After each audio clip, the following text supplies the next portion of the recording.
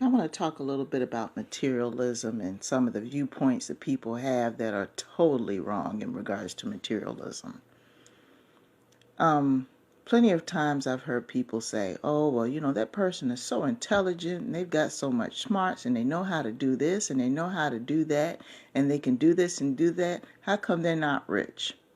I'm going to tell you why. First of all, let me clarify something. Just because you don't see a person's money doesn't mean they don't have any money.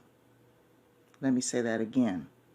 Just because you don't see a person's money doesn't mean that they don't have any money.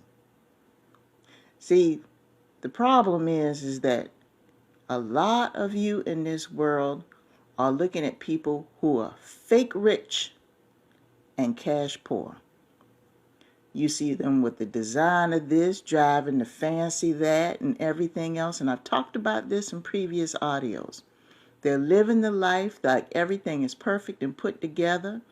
And they probably go home to a shack, go home to a house full of people because they can't stay by themselves, going home to drama and confusion. Or if they go into a home at all, they might be sleeping in that fancy car. You don't know. But you're assuming based on that outward appearance, and we all know about judging books by their cover, and how put together they are, you think that they got a perfect life. And a lot of them already know that they're not perfect. They know they're faking the front. But they have people like you in their lives to make them look good, to support them, to put money in their pocket, to further their agenda, because they already know that you don't have the mindset to think any deeper than that. There are a lot of people in this world, let me tell you something right now. Those so-called smart people who are so intelligent and everything else, and you're wondering why they don't have a lot of money, first of all, you don't know what they've got, so don't get it twisted. Just because they don't look like they have something doesn't mean they don't have it.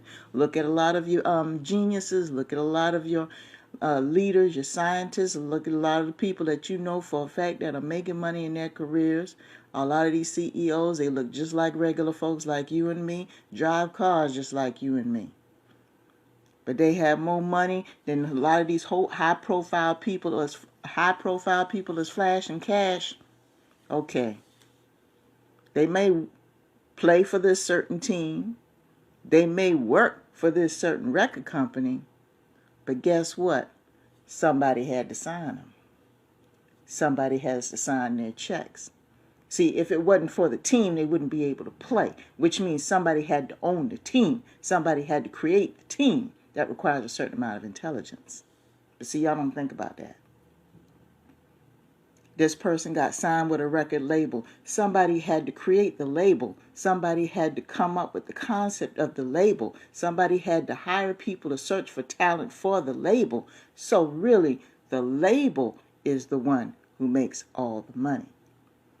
Why do you think there are so many artists that'll go out on their own as an artist and not long after that, they're in the studio? They're learning the business. They want to be the ones that sign the paychecks, not the one who cashes them.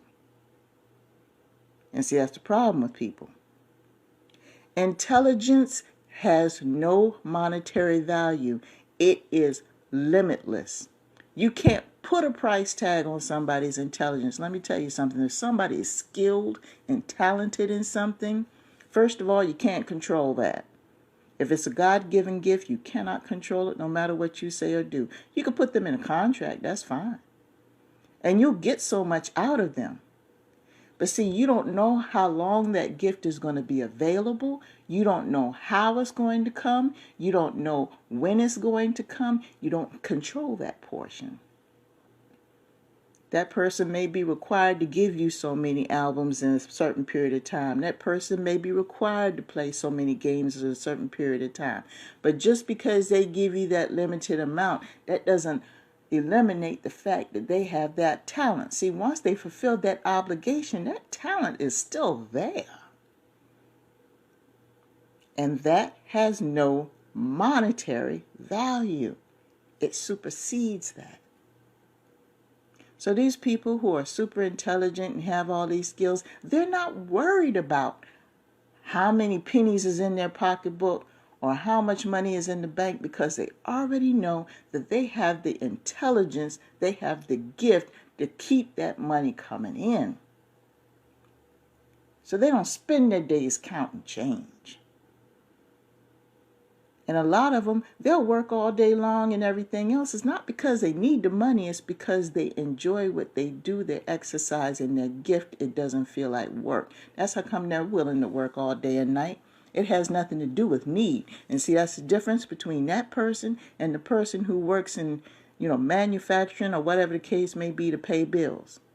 Because when they get done during 10 or 12 hours, they're tired, they're exhausted, and don't want to deal with anything else. But a person who's gifted, they don't mind putting in their time. As a matter of fact, they don't even realize they spend that time because they're exercising a gift.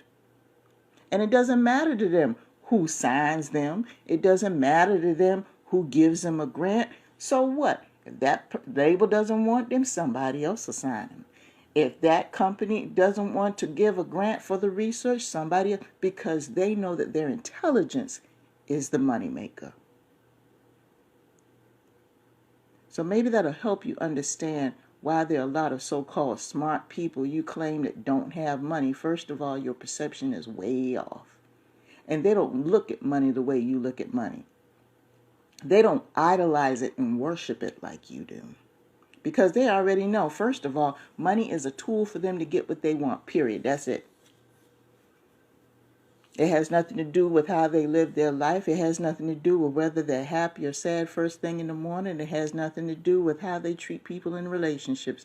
Money is a tool for you to get the goods and services that you want, period. And if you think of it simply like that, it won't have so much influence over your life and your behaviors. But some of y'all, boy, y'all treat money like it's a whole total human being that's walking around with you all day long and wiping the sweat off your brow and just doing all these wonderful things for you and telling you all these wonderful things. That's how you treat money. And it's not. It's not. You're giving it too much value. You're letting it interfere with how you treat people. People that probably don't even want anything of your money. All they want is a piece of you. All they want is a piece of your time. They want to be acknowledged. That's all they want. Give a damn about your money. They probably got their own money. They don't need yours. So, of course, you don't understand. So while you're sitting up there ruminating over, first of all, somebody's business is really not your own, you sit there and go ahead and check all your accounts every single day so you can try to move money around and figure stuff out. You've been doing this every single day for the past 40 years. Still can't pull it together. But people who are truly intelligent and truly have it together, yeah, they'll go ahead and they'll do what they have to do to take care of what they need to take care of, but they see money as a tool to obtain goods and service. Period. That's it. Has nothing to do with how intelligent they are. It's not going to affect their intelligence, and it's not going to affect their gift, because they already know that they've got the tools to make it. They've got the brain power to make it. And if you got a talent or a skill to make the money, somebody could wave some money in front of you all they want. You already know in your mind, okay, if they can do it, then that means somebody else is going to do it. And if that somebody else is going to do it, then that means somebody else is going to do it. So what does that mean? That doesn't mean the offer and the person who's offering is better than your intelligence. No, they see your gift and they want a piece of it. They want to utilize it for their gain. Okay, that's business. That's the way things work out. But you can't be selling your soul for $1 bill and turn around and use your gifts just for a few dollars. No. So you can do what? Impress who? Your talent is a gift. It was a gift when you didn't have any money and nobody identified it, and it's going to be a gift after the fact. It's your gift that makes the money for you. Not that contract. Okay? And I'm not diminishing the contract because contracts are necessary in business. It's business, people. It's business.